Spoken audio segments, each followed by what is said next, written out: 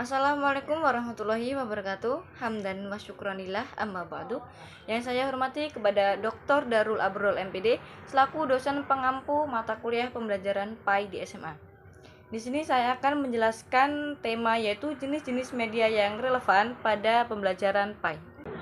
Yang pertama yaitu apa itu media pembelajaran dalam konteks PAI. Media pembelajaran adalah segala bentuk alat atau sarana teknologi yang digunakan untuk menyampaikan pesan pembelajaran sehingga dapat mempermudah pemahaman siswa terhadap materi. Jadi dapat disimpulkan bahwa media itu adalah sebuah alat bantu untuk menyampaikan pesan pembelajaran agar mempermudah pemahaman siswa seperti itu.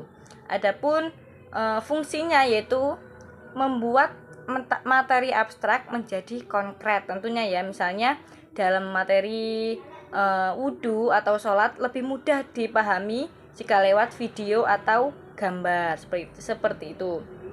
Yang kedua, menarik perhatian dan motivasi. Tentunya siswa itu lebih fokus biasanya jika ada gambar atau video-video yang tertera. Selanjutnya yaitu membantu membangun pengalaman yang bermakna. Tentunya ya, siswa bukan hanya mendengar penjelasan guru, tapi melihat dan merasakan proses belajarnya. Jadi pembelajaran itu lebih bermakna. Selanjutnya yaitu jenis-jenis media pembelajaran PAI. Di sini saya cantumkan 5 jenis-jenis media pembelajaran, yaitu yang pertama media audio, media visual, media audiovisual, media digital, dan multimedia interaktif. Apa sih itu media audio? Media yang disampaikan melalui indera pendengaran, yaitu disebut media audio. Contohnya seperti ceramah atau podcast Islami, rekaman doa-doa harian. Karena itu melalui indera pendengaran. Selanjutnya media visual, media yang menggabungkan penglihatan. Contohnya seperti poster tata cara berwudu, gambar atau Ka'bah, atau peta seperti hijrah Nabi Muhammad seperti itu. Jadi media visual ini media yang menggabungkan penglihatan. Ya, contohnya itu seperti mudahnya ya poster seperti itu. Media audio visual yaitu media yang menggabungkan suara dan bergerak. Contohnya seperti video tata cara sholat, film sejarah Nabi, atau animasi kisah para sahabat. Jadi yang media yang menggabungkan suara dan gambar bergerak itu media audio visual, ada pendengaran dan ada penglihatan. Selanjutnya media digital, media berbasis perangkat digital seperti laptop, HP, tablet, dan internet. Itu contohnya seperti PowerPoint ya, PowerPoint, Google Classroom, aplikasi Al-Quran digital seperti itu. Selanjutnya multimedia interaktif, media yang memadukan teks, audio, animasi, dan interaksi pengguna. Contohnya di sini media yaitu seperti Kahoot seperti itu. Ia kan memadukan teks, audio, animasi, dan interaksi pengguna. Jadi peserta didik itu diikut sertakan dalam interaksi tersebut. Selanjutnya yaitu contoh penerapan lengkap dalam pendidikan agama Islam. Yang pertama di sini saya cantumkan 3 saja teman-teman. Yang pertama ada materi akidah, materi ibadah, dan materi akhlak.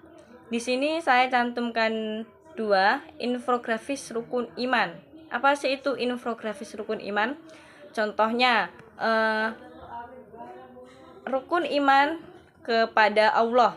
Nah, jadi gambar atau infografisnya itu gambar tangan berdoa atau simbol Allah bahwa hanya Allah yang Maha Esa dan pencipta segala sesuatu. Terus rukun iman kedua yaitu malaikat, yaitu ikonnya atau infografisnya itu sayap malaikat atau bintang cahaya seperti itu. Jadi infografis ini sebuah ikonnya ya agar peserta didik itu memahami. Selanjutnya kuis interaktif tentang malaikat. Ini tadi berarti termasuk multimedia interaktif ya tentang malaikat. Video yang kedua yaitu materi ibadah. Di sini saya cantumkan ada 3, video tata cara wudhu dan sholat. Yang kedua audio murotal untuk hafalan. Yang ketiga, simulasi haji berbasis aplikasi. Selanjutnya materi akhlak saya cantumkan 3, yaitu film akhlak remaja. Film akhlak remaja ini berarti termasuk media audiovisual.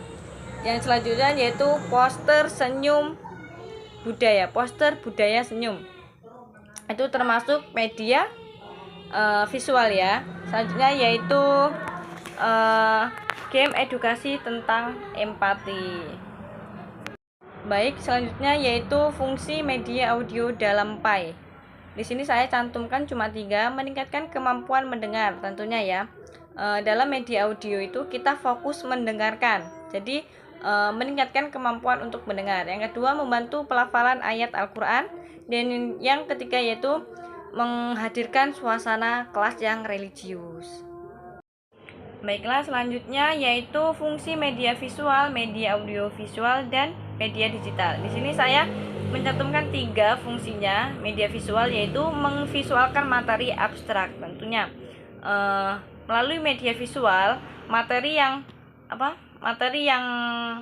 sulit dibayangkan menjadi lebih jelas. Contohnya ketika kita ada gambar tata cara berwudu atau diagram rukun iman. Yang kedua, membangkitkan minat tentunya. Media yang menarik atau media visual itu membuat siswa lebih antusias sehingga mereka lebih fokus mengikuti pelajaran. Yang ketiga, membantu menghafal konsep tentunya ya. Contohnya itu seperti video praktik atau ilustrasi sejarah Nabi dan sahabat.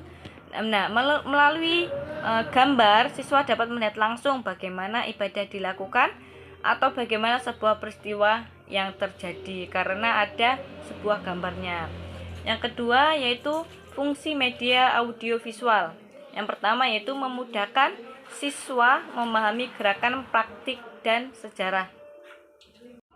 Yaitu contohnya seperti gerakan ibadah lebih mudah dipahami melalui gambar atau video. Jadi media audiovisual ini ya 11-12 sama media visual itu tadi ya.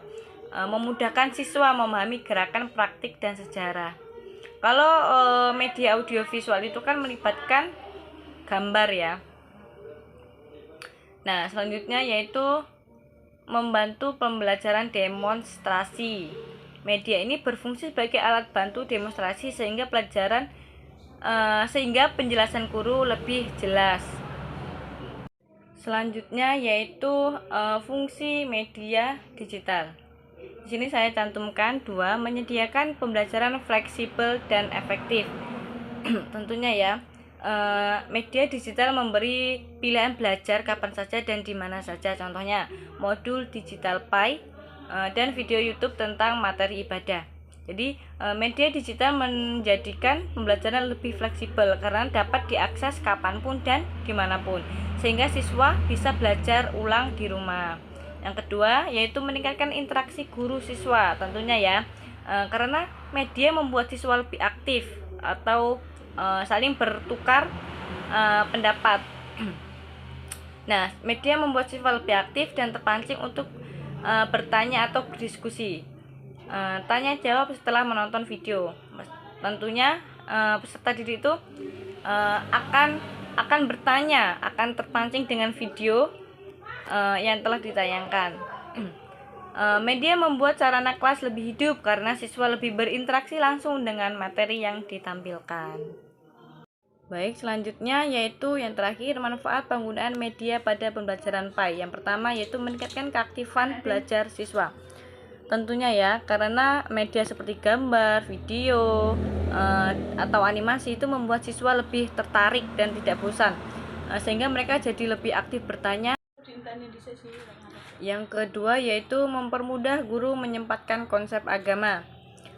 Beberapa materi agama itu sulit jika hanya dijelaskan melalui penjelasan guru ya. Maka dari itu media pembelajaran ini membantu penjelasan menjadi lebih jelas. Yang ketiga, menghadirkan suasana belajar lebih hidup tentunya ya. Pembelajaran tidak monoton, siswa bisa melihat, mendengarkan, bahkan menonton dan mengalami materi. Jadi kelas menjadi lebih menarik saat menggunakan media-media tersebut.